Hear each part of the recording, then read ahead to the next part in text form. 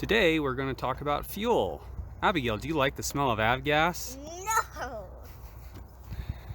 Michael, how much fuel will it take to get to our destination? 478 pounds. Oh, that's awesome. Now, how many pounds are in these wingtip tanks over here?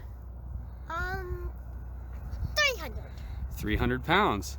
That's very good. So we have 50 gallons per main tank for a total of 600 pounds in both main tanks. We almost always start our flights with these tip tanks full. These wingtips were actually designed to lift their own weight. Daniel, how many pounds can be carried in our wings? I forgot. Is it 288 pounds? Yes. That's right, 288 pounds each. They're called the AVGAS fuel tanks. They're filled here in the wing. Our wing tank actually has a 35-gallon fuel cell connected to an extra 13-gallon cell. Longmont traffic, Golden Eagle 1944 Golf, departing runway 29, the right turn to the southeast. Longmont.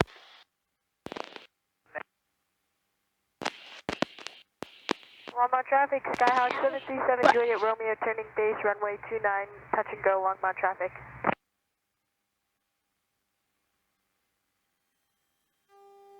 Longmont traffic, Thorpe 1 Mike Yankee is departing the pattern to the south. Longmont.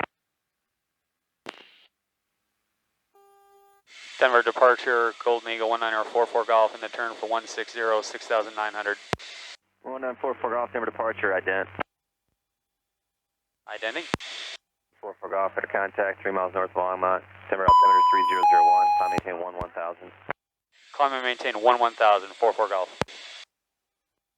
We have one wing nacelle fuel tank that can carry 26 gallons of usable fuel.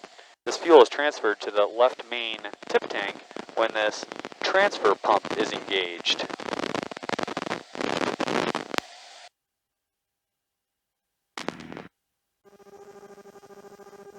There is a general impression that the fuel system is complicated. I would challenge that assertion because it is not that hard to move and manage the fuel. Admittedly, it is not set it and forget it, so the pilot must remain in the loop. Here we are at 17,000 feet, doing 199 knots over the ground at approximately 60% power, burning 17 gallons per hour per side for a total of 34 gallons per hour.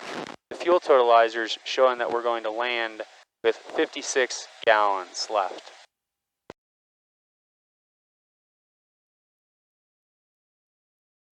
It takes approximately 45 minutes to fully transfer the fuel, which is indicated by this orange left transfer light. Spanish Peaks out in front of us. They're twin mountains, very steep. Albuquerque Center, Golden Eagle 1944 Golf, level 17,000. Golden Eagle 1944 Golf, Albuquerque Center, roger. Right tone, altimeter 3000. 3000, 44 Golf. We just crossed into New Mexico. We crossed the state line looking at the Sangre de Cristo Mountains. The fuel gauge is quite accurate and reads the amount of fuel in the tank that each engine is currently drawing from. The co-pilot can check the fuel in the tank not drawing from by selecting this switch. Since we've burned off some fuel in the main tanks, we can now switch to the AVGAS tanks, since the engines return any excess fuel to the main tanks. You do not want the excess to spill overboard with full main tanks.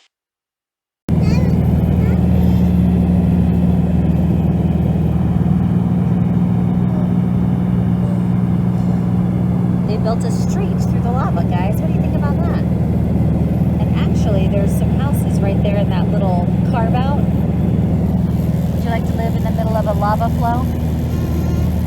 Maybe. Maybe, depends, huh? Depends on how hot it is. Ah, yes. Better be good done flowing. It ought to be done flowing.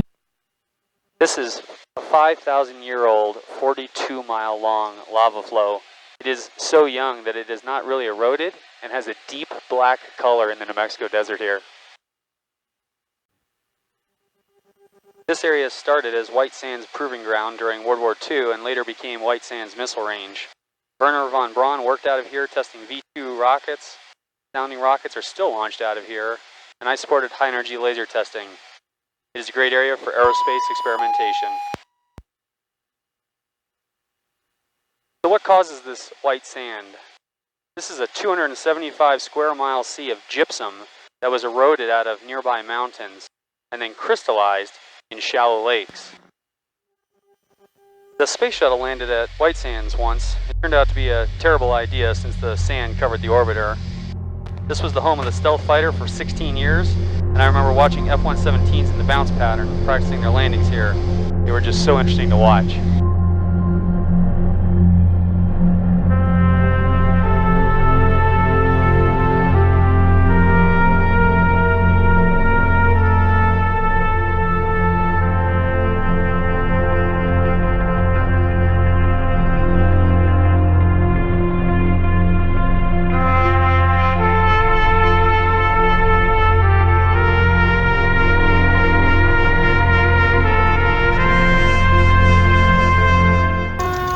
Here we are at the Toy Train Museum in Alamogordo.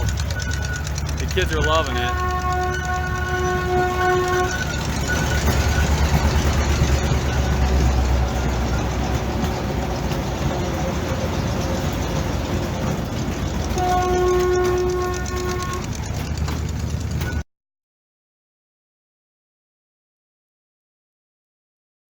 No, we're just gonna probably turn Here around we and go go. back. We're walking up the dunes of White Sands National Park. What's it like, guys? It's cool. Yeah, cool. I've never seen white sand before.